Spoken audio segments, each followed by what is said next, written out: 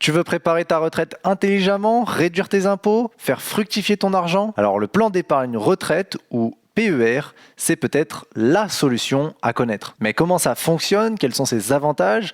Qui peut en ouvrir un? Et surtout avec combien? Dans cette vidéo, on va voir ensemble tout ce qu'il faut savoir sur le PER pour l'exploiter au maximum et éviter les pièges. Et reste attentif jusqu'au bout de la vidéo car on va voir également la petite subtilité fiscale qui peut faire une énorme différence sur ton épargne. Qu'est-ce que le PER ou le plan d'épargne retraite? C'est tout simplement un compte d'investissement qui a été conçu pour ta retraite et réduire tes impôts. Il a été lancé en 2019 pour remplacer les anciens dispositifs, le PERP, le Madelin ou encore le PERCO. Aujourd'hui, il regroupe 3 compartiments, le PER individuel pour les particuliers, le PER collectif proposé par les entreprises pour les salariés et le PER obligatoire qui a été mis en place pour certains types de salariés ou les dirigeants. Ce qui fait la force du PER, c'est tout simplement qu'il combine l'investissement et la réduction fiscale.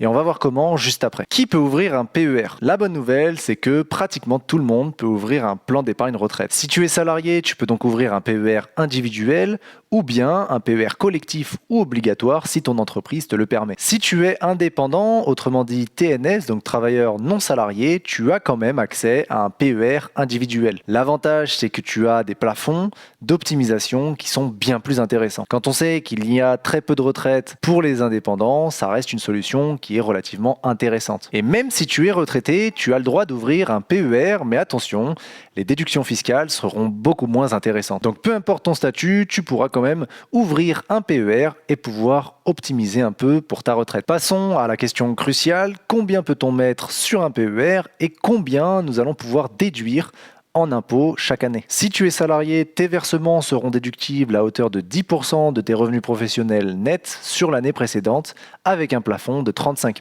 194 en 2025. Si tu es TNS, c'est encore plus intéressant pour toi car tu vas pouvoir déduire jusqu'à 10% de ton bénéfice imposable plus 15% sur la fraction de tes revenus qui dépasse le PA2S. Autrement dit, tu auras un plafond à 81 385 € en 2025. Ce plafond est majeur pour un entrepreneur ou un freelance. Cette déduction d'impôt est bien plus importante qu'un salarié classique. Parlons un peu plus de son avantage fiscal qui reste le point fort du PER. Lorsque tu verses de l'argent sur ton PER, ces versements sont déductibles de tes revenus imposables. Résultat, tu payes moins d'impôts sur ton année. On va prendre un exemple chiffré. Si tu gagnes 40 000 € par an et que tu mets 5 000 € sur ton PER, eh bien, tu ne seras imposé que sur la base de 35 000 €. Mais attention, ce n'est pas un cadeau à 100% car l'argent que tu y places, c'est de l'argent bloqué. C'est un placement qui ne te permet pas de retirer ton argent avant la retraite. Mais il existe 6 cas de déblocage anticipé. Il y a la résidence principale qui concerne beaucoup de cas de PER retirés avant la retraite. Il y a ensuite tout ce qui va être décès du conjoint, invalidité, surendettement, cessation d'activité ou tout simplement suppression des droits au chômage. L'avantage du déblocage anticipé par l'achat de la résidence principale, c'est que ça te permet de transférer tes fonds lorsque tu étais dans de l'activité pure avec tes revenus actifs, de pouvoir réduire ta base imposable pendant ces années-là et de pouvoir ensuite passer sur un investissement plus physique et peut-être plus rentable comme l'immobilier. On va voir maintenant comment se passe la sortie du PER si tu attends jusqu'à la retraite. Une fois à la retraite, tu as plusieurs options qui s'offrent à toi pour récupérer l'argent détenu sur ton PER. Tu as la sortie par le capital ou la sortie par rente viagère. Le capital te permet de prendre tout ou en partie d'un coup, alors que la rente viagère te permet un revenu régulier jusqu'à la fin de ta vie. Tu peux évidemment mixer les deux, faire une partie en capital et une partie en rente, mais le plus intéressant dépend évidemment de ce que tu préfères. Et quoique, parce que la fiscalité à la sortie, elle existe. Tu ne la payes pas à l'entrée, mais tu la payes à la sortie en fonction de ton choix d'exit.